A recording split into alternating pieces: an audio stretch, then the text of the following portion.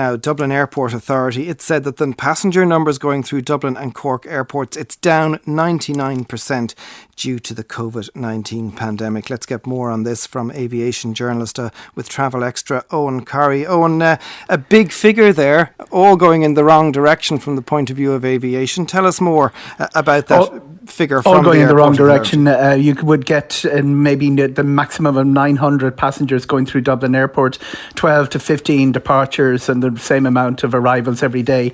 There's only one flight coming in and out of Cork, one in and out of Shannon, and crucially one in and out of the whole of Belfast. One of the airports is closed, and EI 930 is the only one in Belfast City. So it's very much down to skeleton services, and a lot of these flights are flying empty. There is probably aircraft in the sky purely at this stage for the sake of keeping the pilots licensed and the aircraft licensed so that they can get back in the skies when things change. And of course we're familiar with the job losses and also the pay cuts that have been taking place across the aviation sector. But on the other hand, a number of airlines coming out today with announcements about how they're going to normalise, get back to normal and have their passengers feel comfortable about travelling once again once the restrictions are lifted. There are two things here. There's the restrictions, and then there is the crucial one about passenger safety and passenger confidence. Canada has set up a bit of a lead on this. They have said that face masks must be worn on all flights. Air Canada are looking at temperature checks before you board. And the way the pattern is working from what we see in China, where 70% of the aircraft are back in the sky, load factor is low, but they're back in the sky. It's going to be down to things like temperature checks in the airport before you board, face masks on board. There'd be a divergence between what they're saying in the World Health Organization in Brussels to what some national governments are saying.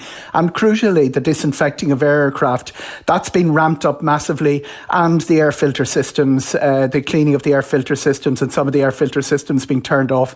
Everything to keep an eye on passenger safety and that crucial thing, that confidence. We won't really have a sustainable aviation industry on people unless the confidence of passengers is addressed. Yeah, we were at the outset talking about that huge collapse in passenger numbers through Dublin and Cork airports, but the situation as filmed by a passenger yesterday morning on an Aer Lingus flight from Belfast to London seemed to indicate the cabin there was pretty full and very difficult perhaps for people to adhere to social distancing guidelines that are in place. Aer Lingus announcing a review once that footage went viral, went public. What can you tell us about what Aer Lingus is proposing?